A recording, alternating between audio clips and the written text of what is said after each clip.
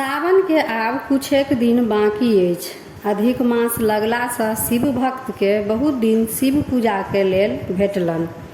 ओना तऽ शिव पूजा सब दिन भक्त सब करबे करै छथि आ करय के चाही, लेकिन सावन मास शिवजी के प्रिय मास अछि। ताहिसँ जतेक शिव भक्त छथि ओ महादेव के प्रसन्न करय में जुटि जाइ छथि।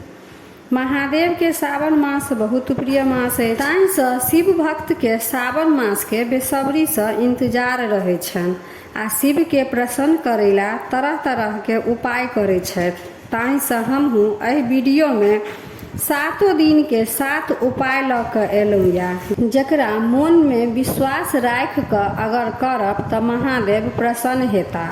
तऽ हम स्वागत करै छी अपन यूट्यूब चैनल मिथिला के नगरिया में।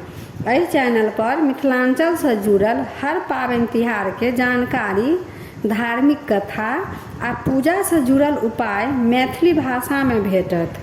तऽ मिथिलांचल से जुड़ल पाबनि तिहार के जानकारी चाहै छी तऽ चैनल के सब्सक्राइब कऽ लिअ आ नोटिफिकेशन सेहो ऑन कऽ लिअ, ताकि हम कोनो नया वीडियो डालब तऽ सबसे पहले अहाँ तक पहुँचत।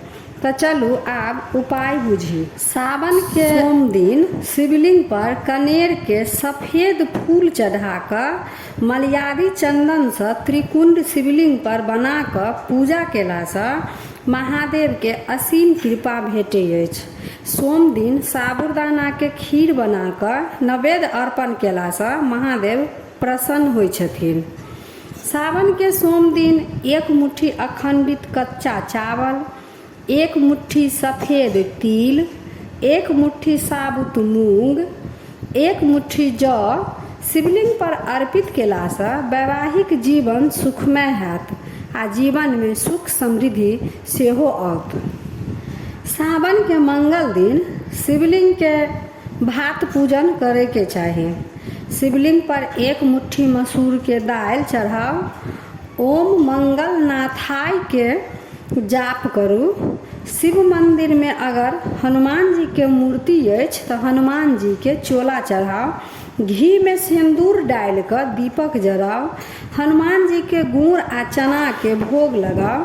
लाल कनेर फूल के माला बना कऽ हनुमान जी के सेहो चढ़ेला सँ हनुमान जी के कृपा आ संगे संगे महादेव के कृपा सेहो भेटत। कियाकि हनुमान जी महादेव के रुद्रा अवतार छथि। ताहिसँ मंगल दिन महादेव के संगे संगे हनुमान जी के कृपा सेहो भेटत। ई उपाय केला सँ घर में सुख समृद्धि तऽ एबे करत, साथ ही अगर कर्ज में छी तऽ कर्जा सँ छुटकारा सेहो भेटत। सावन के बुध दिन शिव मंदिर में शिव परिवार के अक्षत, धूप, दीप, नैवेद्य, फूल सँ पूजा करू आ शिवलिंग के गन्ना के रस सँ अभिषेक करू आ दही मिश्री के भोग लगाऊ। बुध दिन महादेव के संगे संग राम भगवान के सेहो पूजा करू। सावन बुधवार के ई सब उपाय केला सँ सुयोग संतान के प्राप्ति हैत आ बुद्धि तेज सेहो हैत। सावन के बृहस्पति दिन कच्चा दूध में बेलपत्र राखि कऽ शिवलिंग के अभिषेक करे के चाही। गेहूं और चना के दालि सँ बनल पकवान शिवजी के भोग लगाऊ। शिवलिंग के संगे संगे माता पार्वती के सेहो पूजा करू। घी के दीपक जराऊ आ कपूर सँ आरती करू। ई सब उपाय केला सँ मान सम्मान के वृद्धि हैत आ जे विवाह योग छथि हुनका मनचाहा साथी भेटतनि।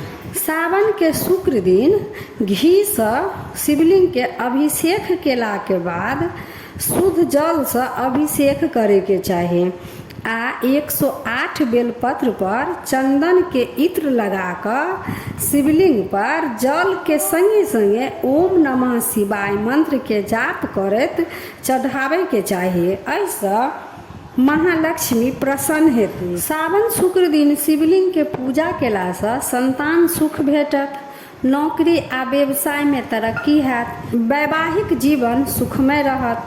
सावन के शुक्र दिन शिवलिंग के पूजा केला सँ संतान सुख भेटत, नौकरी आ व्यवसाय में तरक्की हैत आ वैवाहिक जीवन सुखमय रहत। सावन के शनि दिन शिवलिंग पर गन्ना के रस से अभिषेक क क शुद्ध जल से अभिषेक करब आ समी के पत्ता ओम नमः शिवाय मंत्र के जाप करैत चढ़ायब। एहिसँ शनिदेव के कृपा प्राप्त हैत। रुद्राक्ष के माला पर ओम नमः शिवाय के जाप करब। महिला छथि तऽ ओ सिर्फ नमः शिवाय के जाप करती। सावन के शनि दिन शिवलिंग के पूजा केलासँ मनुष्य के कोनो काम में बाधा नहीं अबै अछि आ हर बिगड़ल काम बनैया आ शनिदेव के कृपा प्राप्त होइ अछि। सावन के रवि दिन घी, शहद, गुड़ आ चंदन शिवलिंग पर चढ़ाबै के चाही। सफेद फूल, आँख, धतूरा से विधिवत पूजा करे के चाही। तांबा के दीपक में कलावा के बाती लगा कर घी के दीपक जराबे के चाही। ताहि के बाद सूर्य के पूजा करो।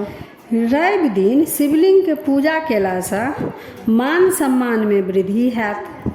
पैतृक संपत्ति या पिता के सुख सेहो भेटत।